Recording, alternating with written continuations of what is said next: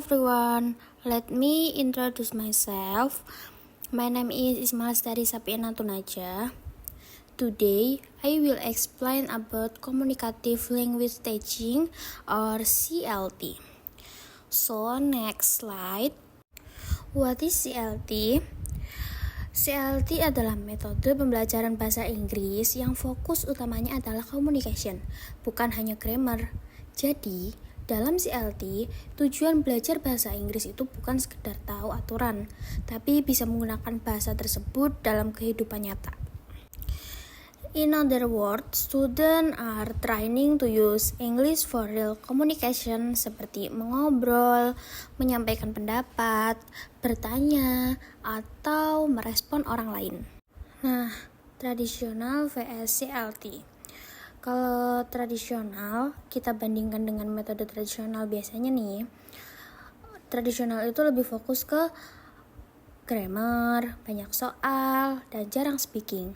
Tapi kalau CLT, dia lebih fokus ke komunikasi, banyak interaksi, student aktif berbicara.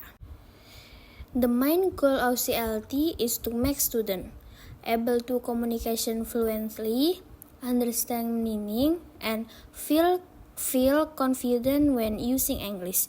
Jadi bukan harus perfect grammar dulu baru ngomong, tapi berani komunikasi dulu. And then next, now I will explain the characteristic of CLT. The first, student are more active than the teacher. Artinya siswa lebih banyak berbicara, berdiskusi, dan berinteraksi. And the second, there are many communicative activities such as role play, group discussion, dialogue practice, problem solving. Aktivitas ini dibuat supaya siswa bisa terbiasa menggunakan English secara natural. And the third, teacher acts as fasilitator. Jadi guru bukan pusat pembelajaran, tapi hanya membantu, mengarahkan, dan memberi feedback. Selain itu, dalam CLT juga ada yang namanya meaning over form. Artinya, yang lebih penting itu makna dari komunikasi, bukan hanya struktur grammar. Misalnya, kalau siswa ngomong grammarnya belum sempurna, itu masih boleh. Yang penting pesannya bisa dipahami. And then next, for example in classroom practice. Student can practice conversation with their friends, ask and answer questions, express their opinion about a topic. Misalnya, topiknya tentang sosial media. Siswa bisa diskusi seperti, do you think social media is good or bad? Dari situ mereka belajar komunikasi secara langsung. And then another, for example, misalnya pair work, bekerja berpasangan. Student work in the pairs and ask each other question, seperti, what do you think about Instagram? Misalnya lagi, is TikTok useful or not? Jadi mereka langsung praktis speaking. And then another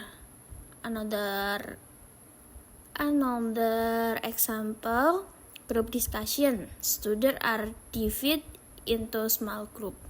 Mereka diberi topik, misalnya, is social media good for student? Setiap kelompok harus berdiskusi menyampaikan pendapat mereka.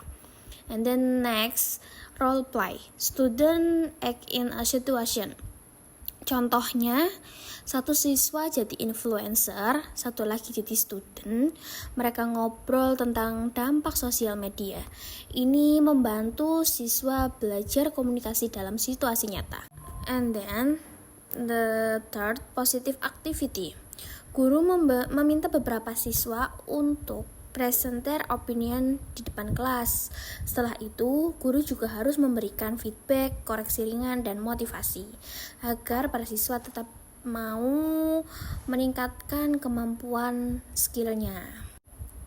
And next, another important this in CLT is interaction.